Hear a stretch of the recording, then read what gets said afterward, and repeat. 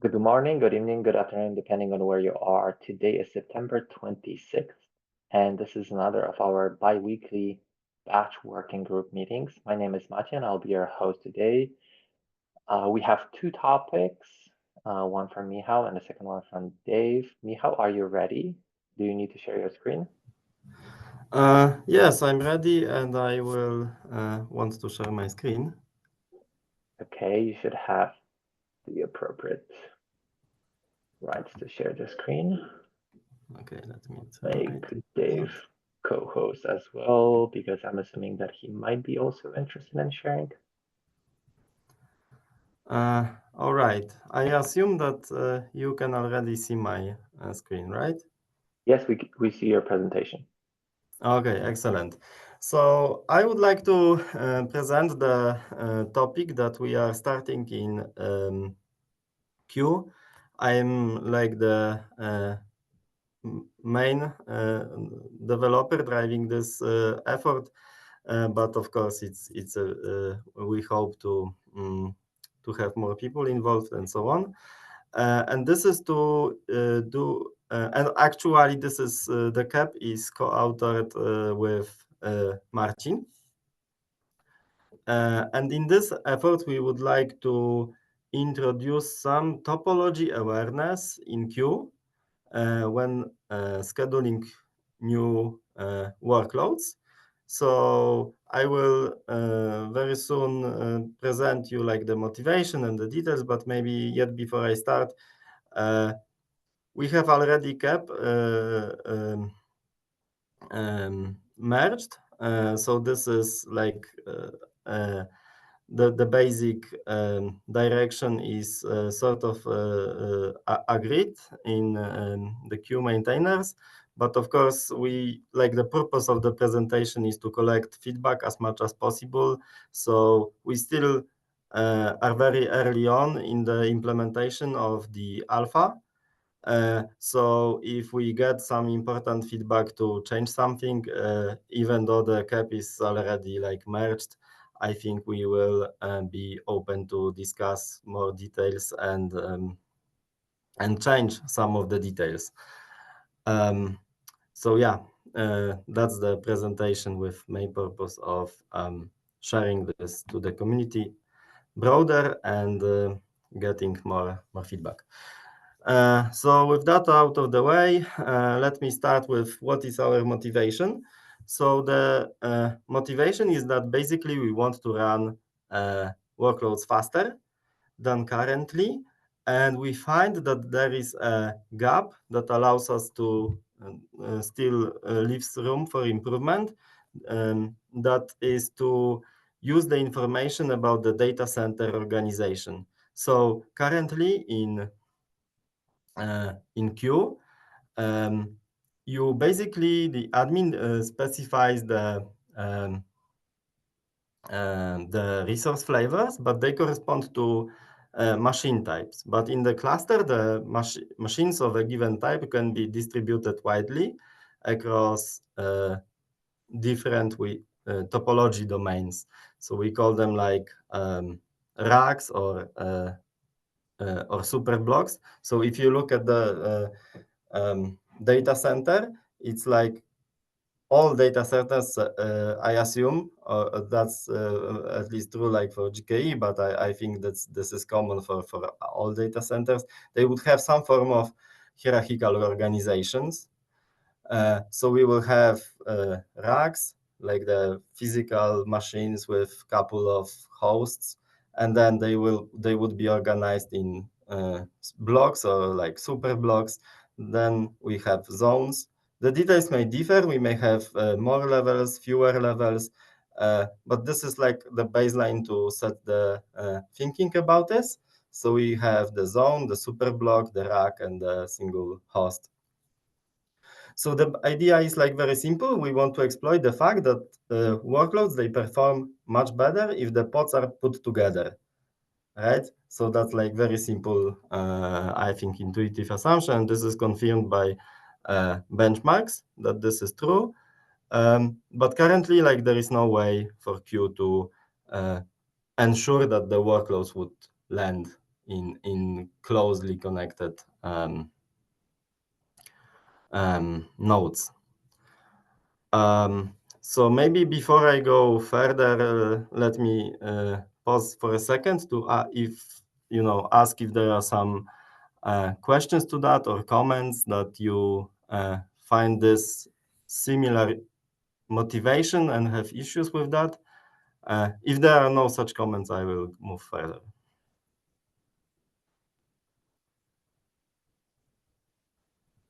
Hey, I had a quick question. Sorry, I'm new to the project, but while talking about dividing workloads into different kind of disaster recovery or things like that, different zones, right? At what level do we say that okay, from this boundary and forward, we'll divide the workloads into different clusters? What do you mean by different clusters? Like you mean like racks? No. So, for example, the zone level. Is there a recommendation that a particular zone has to be within the same cluster, or they have to be in a different like physical cluster? I'm trying to understand what is the thought process of Okay, this so work. this picture here is like completely scoped to a cluster. I see. So Okay, in a thanks. cluster, you can have, let's say, 3 zones, if this is like a regional cluster. And then the 3 zones can be further split into, into blocks or racks. Got it. Okay, But thanks. we are here thinking about just a single cluster.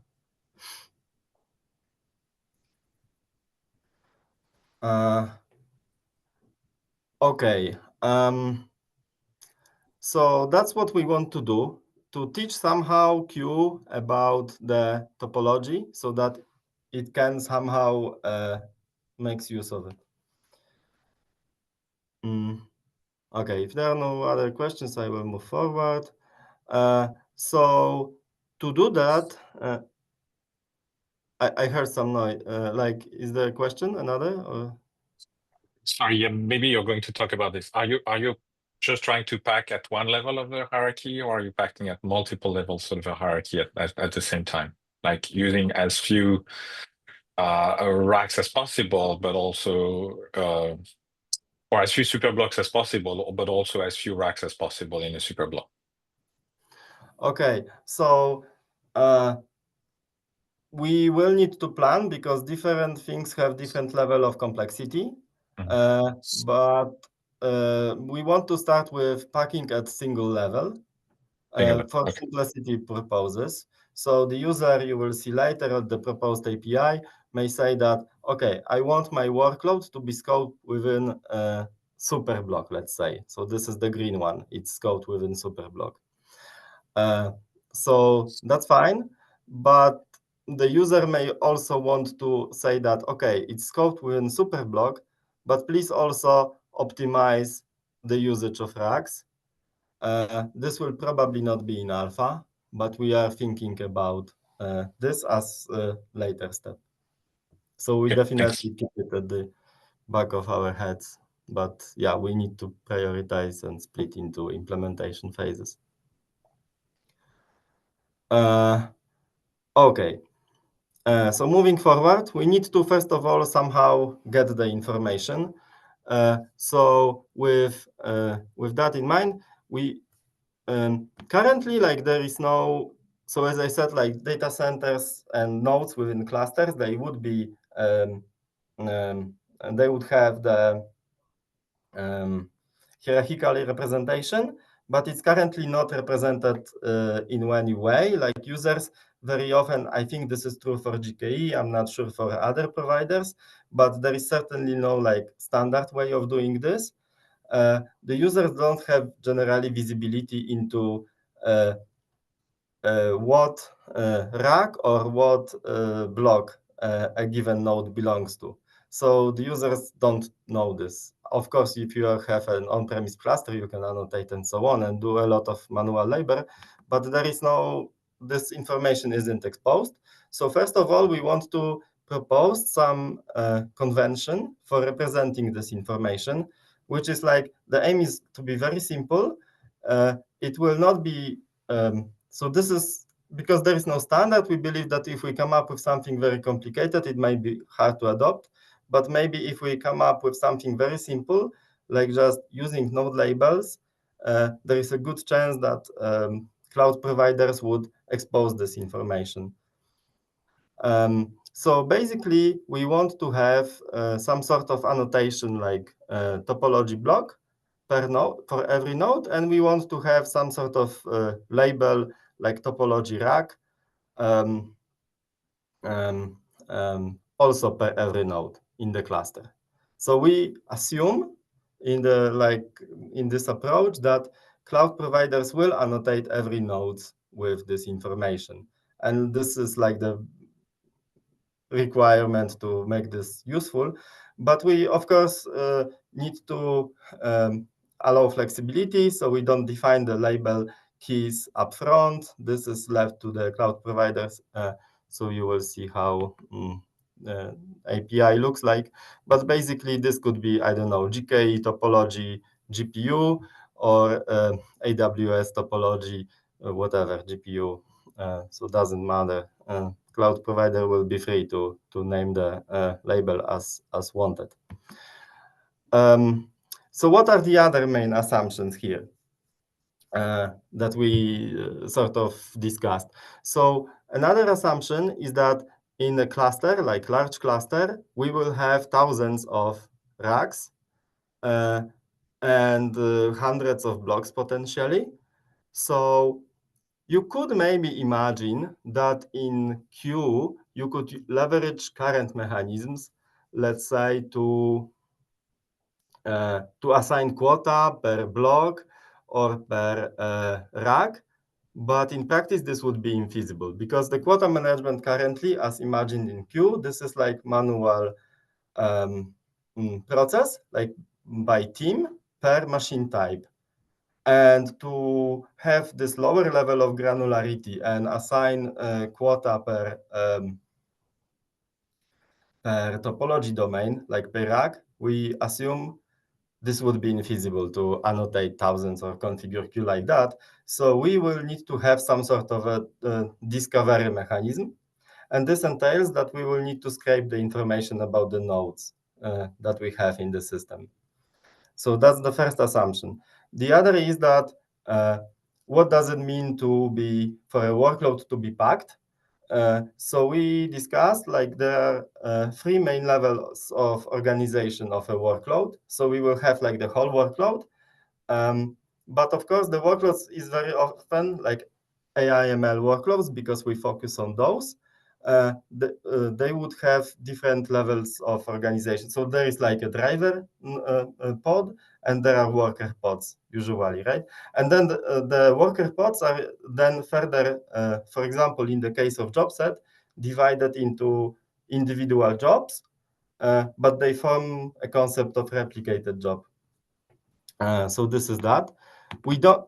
So in Q currently we operated the concept of replicated job. But job set allows you that, for example, a replicated job that has 10,000 pods, the 10,000 pods could be split further down into 10 jobs each 1,000 pods or 100 jobs each 100 pods. So we don't know this information in Q, but this, from the discussions we had, this would be probably the most useful for AI/ML going forward. But this is probably the most aligned with how currently Q operates. And this will impact the decision about priority. We also need to handle node failures. So we assume that in the situations that we have like strict assignment that this, I don't know, 8 pods, they land on a given rack, given set of nodes. If one of them goes down of the nodes, it might be like harder to find a replacement for the node because it's just one of the 8. So in that case, we will need to handle this gracefully.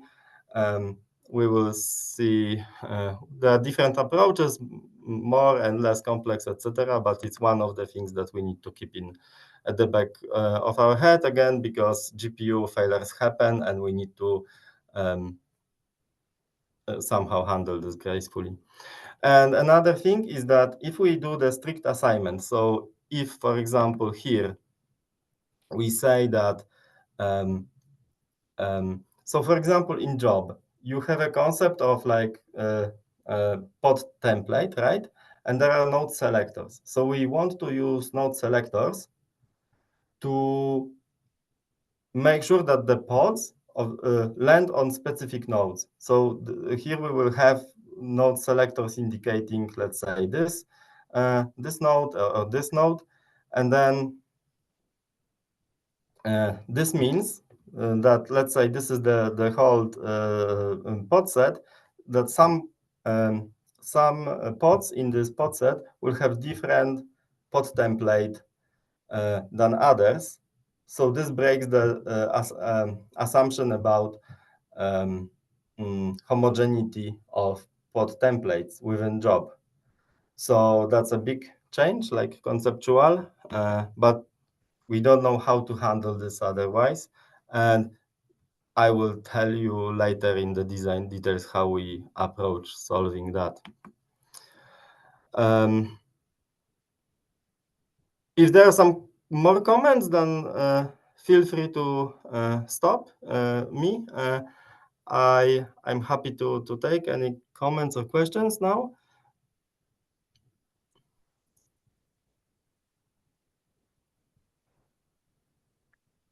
Okay, hearing none, but still keep free. Yeah, go ahead. Oh, yeah, go ahead, Oliver. Yeah, so sorry, just one question. One thing that wasn't clear, maybe, well, is whether you have you do things across pod set, right? You know, what I heard here and read is that this is specific about pod sets. But if I have a master and workers, can I say that I want these two pod sets to be in a rack? Yeah, that's a good question. So we believe that looking at here, there's 3 levels that I mentioned. Yes. All of them are useful, but they have different priorities from our perspective. Like we find that the lowest will be the most useful, because if we talk about AI ML training, the most information is like exchanged in the at the job level or potentially the podset level. At the workload level, at least from the discussions that we had, there is not that much communication that this would impact overall the execution too much. So this is not planned, let's say, for alpha. I guess Andrew, if you have some input that you think or have some experiments, then yeah, we love to hear. Andre is on the call, I guess. So the expectations is like a Python job, for instance, will be one pod set. I think the expectation. No, I mean, I think the Python job will be the whole job set, right? But I think it depends on your DCB training, right? So sometimes you just don't need the master in PyTorch, right? For JAX, you kind of need launcher. For API, need launcher. Yeah, but usually we split it between, like 2 different replicated jobs, right? Okay. And how do you have some like knowledge of maybe experiments or just like experience, like how if the amount of like communication exchanged between, let's say, the driver and the workers is like, how important this is like in the overall like time, what would be its impact? Like, so we assess that it's not that much, but I don't know. What do you have some? By time, yeah, go ahead. No, go ahead, please. I'm just like wondering what exactly do you mean by time, Michael? Here. Sorry?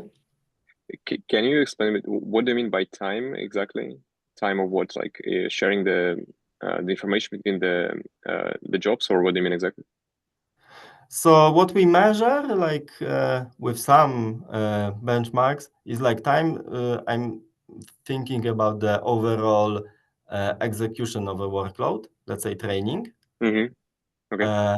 And the training, of course, so this is like what we measure. And then if you scatter the pods across data center versus put like the workers inside the rack, what is like the overall wall time for the execution. So that's one thing we measure. And here maybe we have some, let's say, oscillating but promising results. I'm not sure if we have some hard data on the like how the placement of the driver would impact the overall time. No, I don't. I think I don't. Yeah. I mean, from my past experience, the placement of the driver. I mean, if speaking about PyTorch, right? It doesn't take a lot of time, right? And the training by itself really depends on your, like on your resources and your, like what kind of model you're training, right? You're trained. But like from my past experience, maybe API, maybe Yuki has some information on API, but it doesn't take a lot of time to set up the training. Yeah, so that's also what we discussed. That's why this level is while we plan to do that, but we leave it for beta, and for alpha, like we put most priority at the podset level, and then in the second place of the job instance.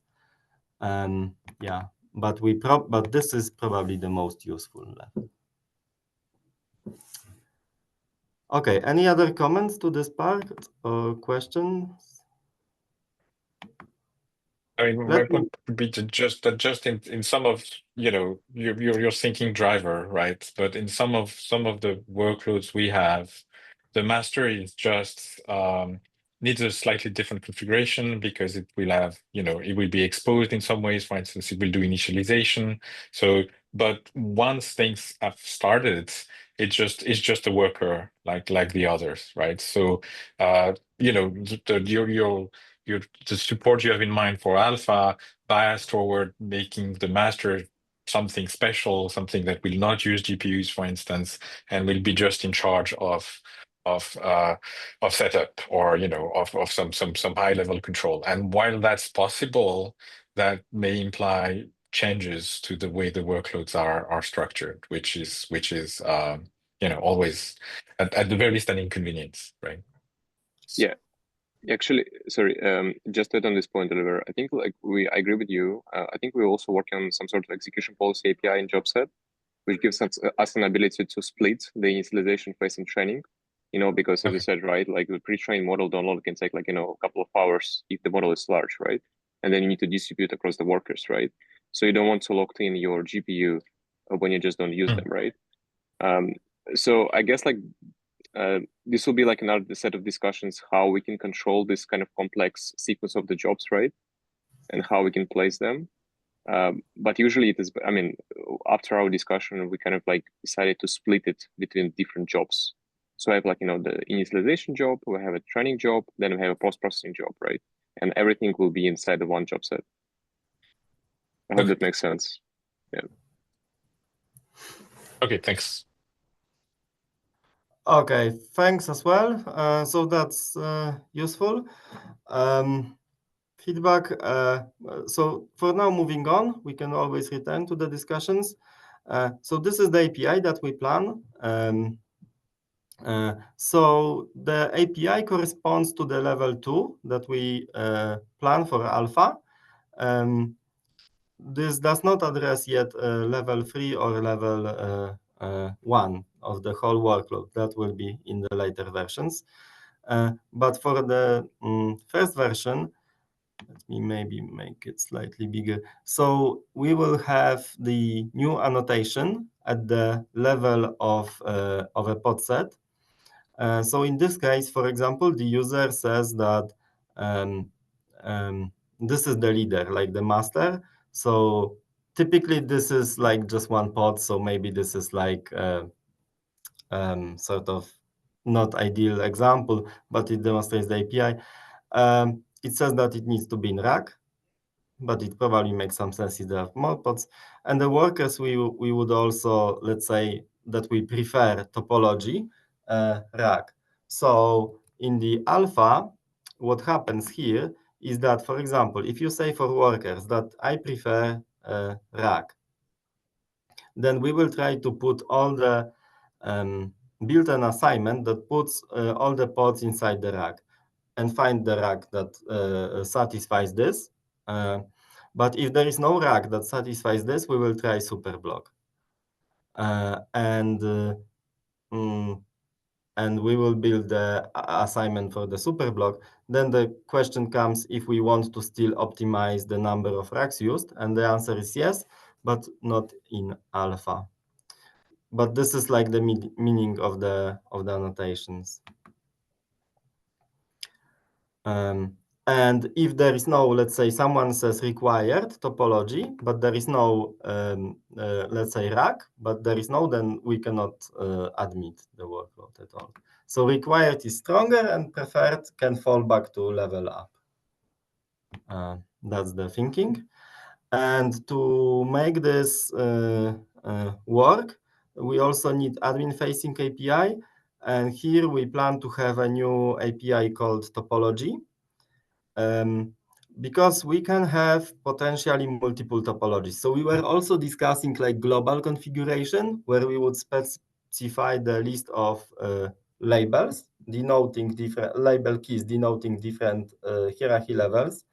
But then it turns out that probably there are different hierarchy levels, let's say for TPU machines and GPU machines, they have even different level of different number of levels. So that's why we have some more flexibility. So we plan to have the topology, and then the resource flavor can annotate the topology, and then the quota, like the capacity of this resource flavor, is scraped from nodes.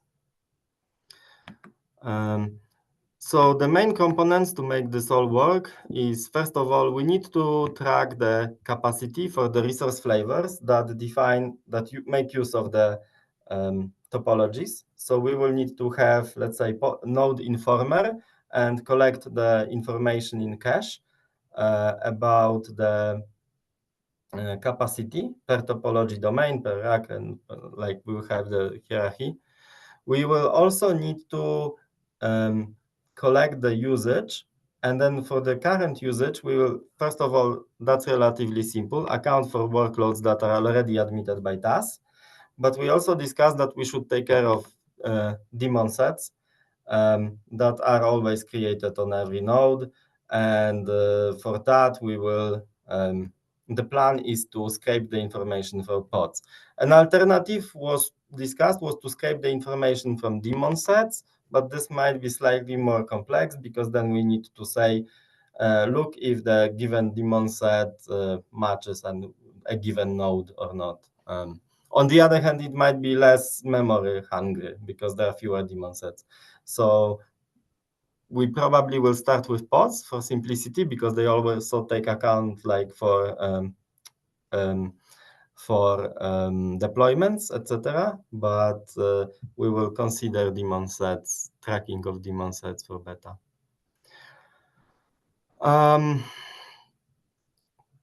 Okay, so the topology, once we have the assignment, like the queue scheduler assigned the topology domains, then this is stored in the workload object as typical. And then the part is we will have topology ungated. So we are using at the technical levels, we want to use for this feature scheduling gates. And if you have, let's say, 1,000 pods, we will need to split them into the topology domain, so into different racks. So even though they belong, let's say, to the same job and have the same pod template, the pod template can be mutated per pod as long as the pod has the scheduling gates. So this is when the moment when we will inject the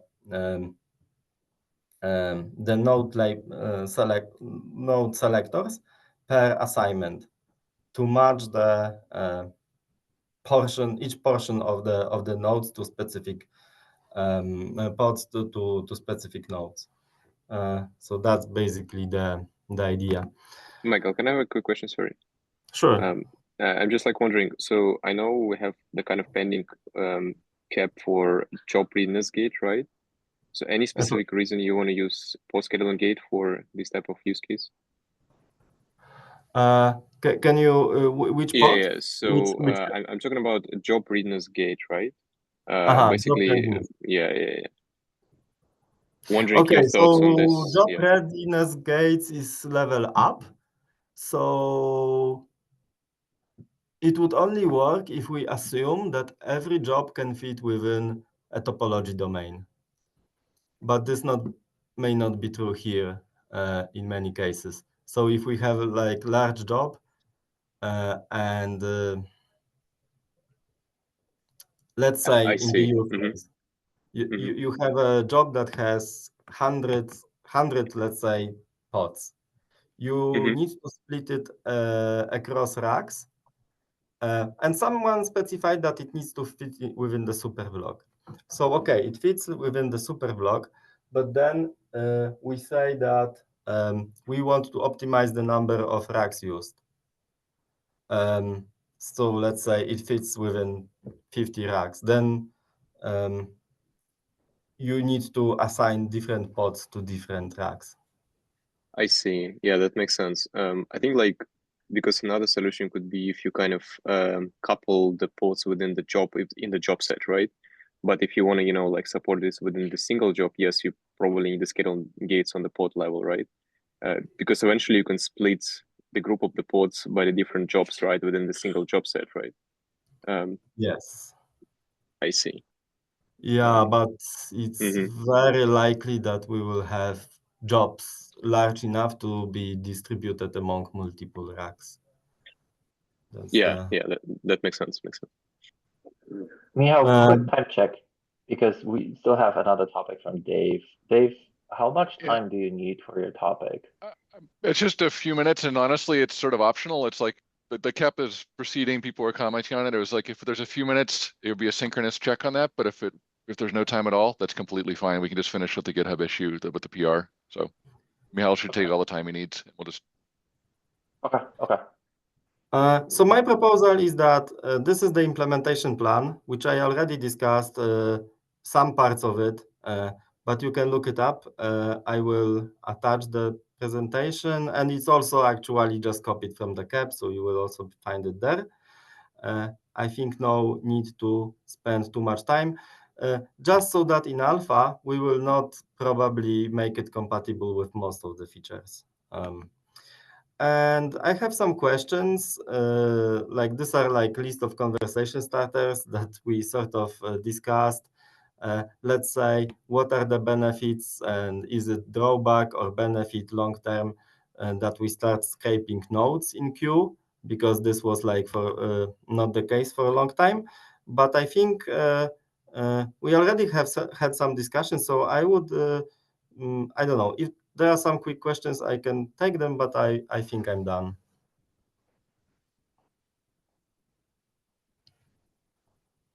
So this new resource, will it be under Q?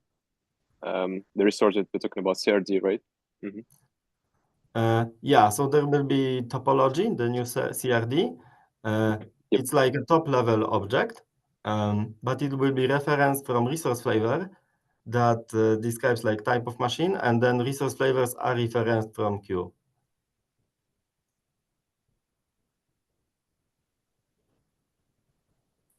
Olivier, go ahead. Yeah, I guess this is the first thing is the scrapping of the nodes, right? First, I have to say I was surprised to see that coming up, because my impression, my understanding was that this was a kind of a red line for Q not to cross. But and I put such a comments also in the Kubernetes Slack, right? So two things. First, we've done this for a long time, so we understand kind of the pros and the cons. We have an implementation of that. Actually, we've even worked kind of a multi-cluster resource monitor scrapper to support our multi-cluster use cases for, essentially the multi-queue version of that, which I know is out of scope here, but I'm sure at some point will come.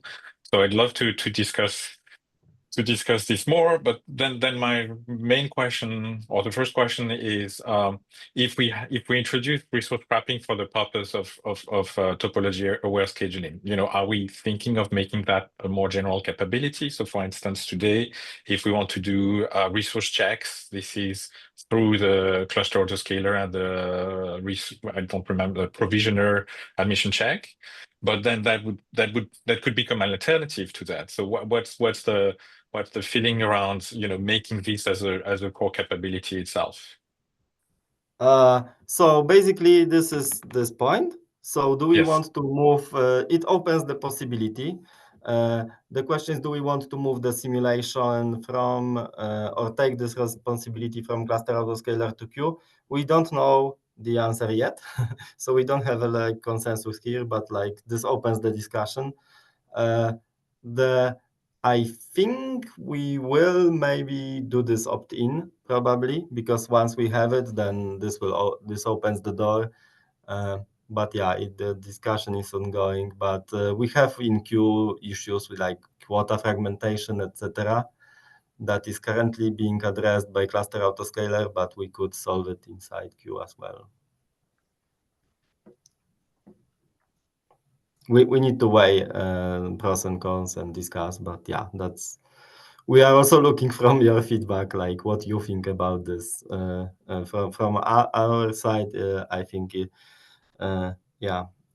with this cap we challenge the status quo, but we don't know how far we will go with that. It's experimental feature. We'll see. I see some other hands, so I'll wait. Yeah, Martin, go ahead. One comment on this question, if I may. Okay. So the reason why provisioning and check capacity may stay in the cluster is that sometimes we need this cluster to scale up. And obviously, scale-up decisions will not be made in queue. We could, in theory, make decisions about whether the workload fits into the cluster or not. However, as soon as we are getting into scaling clusters, then, well, the entire code becomes useless and cluster autoscaler is needed. So if we want to focus on cloud and scaling cluster, not only on-prem, then we need this capability to be present in cluster autoscaler so that resizable clusters are handled. I understand that introducing node scraping crosses the line a little bit here. However, there are, on the other hand, some things that cluster autoscaler cannot do. For example, cluster autoscaler cannot do workload-aware preemptions and decide what to preempt in order to feed the high-priority workload into the desired topology. So at this moment, we are trying to find the best out of ugly options, which would be either to introducing workload awareness to cluster autoscaling and doing everything in cluster autoscaling, including preemptions, and keeping queue pure, or possibly moving more things into into queue, and having queue make also kind of cluster scale-up decision, which will be equally ugly. So we are somewhere in the between. It's not pure from the architecture point of view. However, that's probably the best we could do without very, very major refactoring, like gluing queue, cluster autoscaler, and scheduling into one huge behemoth that would do everything. Yeah, for sure. And for instance, again in MCAT, where we started with this capacity, node capacity, available capacity monitoring, we do have exactly that. We do have an implementation of workload-based preemption based on priorities at the workload level, and that this is the kind of things it enables indeed, right? So definitely would like to be to understand where the discussions are happening, and to also figure out how we can collaborate maybe on implementation for this one. One more comment here, why it's still in queue, because we assign topologies at the lowest level. So we cannot move it entirely to cluster autoscaler, because then cluster autoscaler will start to be a scheduler, like giving this topology. So it cannot be in cluster autoscaler, it has to be in queue, but other things cannot be moved. It's a compromise. Ugly compromise that maybe will change in the future, but for now it was the most reasonable option to implement, and well, it's addressing most of the hopefully most of the user needs for a moment. In future, we will revisit and see whether some functionality moves in any directions are reasonable and viable from the well, time and coding perspective. If I may, I don't have the hand button in this device, but Yeah, go ahead. There's okay, so I also would like to highlight what Andre kind of mentioned, that we don't necessarily have to do for assignment via pod scheduling gates. If the entire job fits in the topology, we could be optimizing and doing the assignment just at the job level, or in the case of job set, same thing. We could do it at the job level, even though different jobs of the job set are in different topologies. So that still gives a lot of space for optimization that wouldn't be possible if we were to take decisions at the pod level only. Thank you.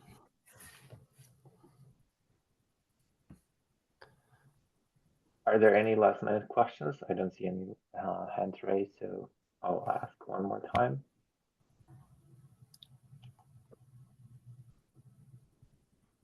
Okay, hearing none. I believe you can stop sharing your screen, Michal. Maybe I can even, oh, perfect. Dave, you're up next. All right, thanks. Yeah, sure. I just wanted to, this is just a quick, this KEP has been progressing around the sort of resource transformation stuff. People have been very, very helpful commenting on GitHub. So since we had a call today and it seemed like we're closing, this was just a chance to see if anyone, is there anything left to discuss or any feedback that people had? And it's fine if the answer is it's none. So this is just to remind people, this is the motivated by the NVIDIA MIG stuff, but it's a way to have a way to take the sets of resources that the job is requesting and do some sort of limited scope transformations to them to, for example, turn MIG devices into accelerator memory. And the current KEP is basically a proposal to extend the queue configuration to have an operator-wide configuration that would let you, configure how you want to do this mapping and do some logical remapping of things. And so I don't know if anyone had any questions that were open or anything that talk about. Maybe a specific for CPU, GPU, sorry. No, it's designed as a general, so mapping from, you have a set of resources and you can say for a particular resource, do you want to replace that resource with another resource and by a scale factor, or keep that resource and add another logical resource to it?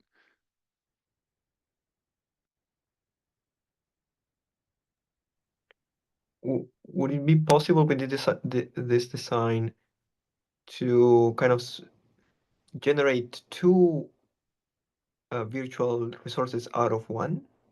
Like in the case Yeah. of MIG, I could say like cores and memory. so that I can establish quota for each.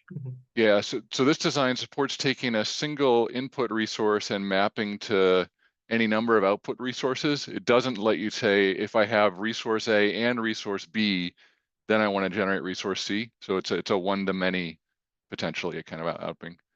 And there's an example on that where we're talking about, so here, if I have a MIG device, I want to both say I want some accelerator memory and I want these pseudo credit currency things, so I want to charge people differently for that. But this could also be from memory to memory and compute devices if that was useful to someone. And that's completely configurable. Wonderful, thank you. Yep, sure. All right, so thanks. Okay, thanks, Michał. Thanks, Dave. Are there any questions from the community about the presentation or anything else? Okay, hearing none. In that case, I'm going to give you back about 12 minutes of your time. Thank you very much and see you next time. Bye, folks.